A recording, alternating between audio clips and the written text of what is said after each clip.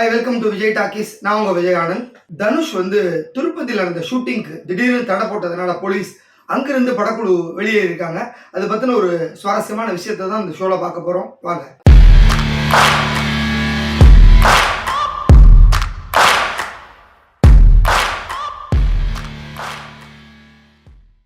தனுஷ் இப்போ நடிச்சு வெளியான படம் கேப்டன் மில்லர். இது தனுஷுக்கு 49வது படமா ரிலீஸ் ஆயிருந்தது.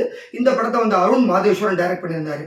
அடுத்து தனுஷோட 50வது படத்தை சன் பிக்சர்ஸ் தயாரிக்கிறாங்க. அந்த படத்தை அவரே டைரக்ட் பண்ணி நடிக்கிறாரு. அது தனுஷின் 50வது படமா ரெடி ஆயிட்டு இருக்கு. அதனுடைய ஷூட்டிங்கும் ஆரம்பிச்சு போயிட்டு இருக்கு. இதற்கிடையே தனுஷனுடைய 51வது படம் சமீபத்தில் பூஜை போடப்பட்டது. அதற்கு தற்காலிகமா D51 அப்படிங்கிற ஒரு டைட்டில் வச்சிருக்காங்க. இந்த படத்துல தனுஷுடன் ஜோடியா ராஷ்மிகா மத்தானா நடிக்கிறாங்க. முக்கிய கதாபாத்திரத்துல நாகார்ஜுன நடிக்கிறாரு. இந்த படத்தை தெலுங்கு டைரக்டர் சேகர் கமுலா அவர் தான் டைரக்ட் பண்ண போறாரு. தமிழ், தெலுங்கு, ஹிந்தி என ஒரு பேன் இண்டியா படமா இது உருவாக போகுது.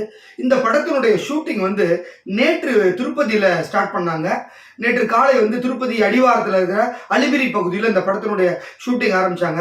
அதற்காக அந்த பகுதியே ஃபுல்லா பேரிகார்ட் போட்டு க்ளோஸ் பண்ணி ஃபுல்லா பவுன்சர்ஸை வச்சு பப்ளிக்கையும் திருப்பதி மலைக்கு தரிசனத்துக்காக செல்லக்கூடிய அந்த வாகனங்களையும் தடுத்து வேற வழியில மாற்றி விட்டாங்க.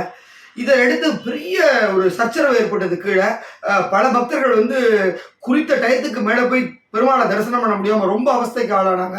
இது குறித்து உடனே பப்ளிக் எல்லாரும் போலீஸ்க்கு புகார் பண்ணாங்க.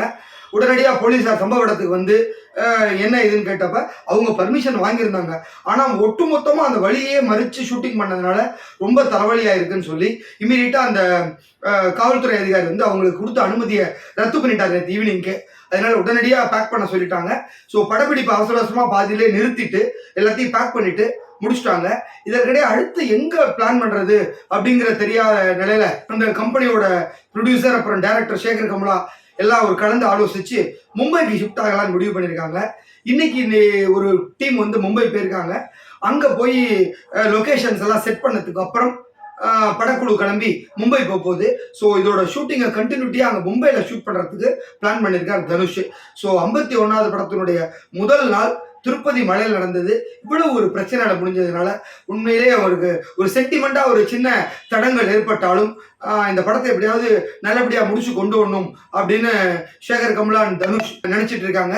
அதற்காக இமீடியட்டா மும்பை போய் படத்தை கண்டினியூ பண்ணணும் அப்படின்னு சொல்லி பிளான் பண்ணியிருக்காங்க. ஏன்னா ராஷ்மிகாவோட கால் ஷீட் வாங்கியாச்சு.